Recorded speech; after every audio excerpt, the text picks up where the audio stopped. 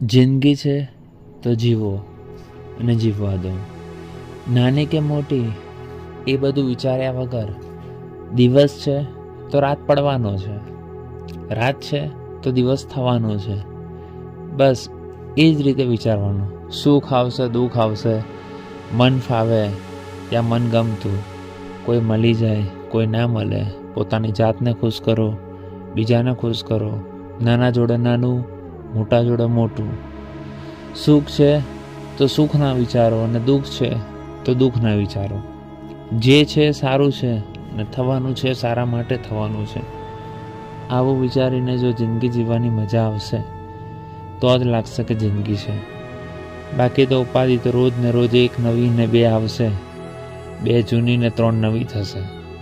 એનો તો કોઈ અંત જ નથી. પણ બસ આનંદ કરો, મોજ કરો.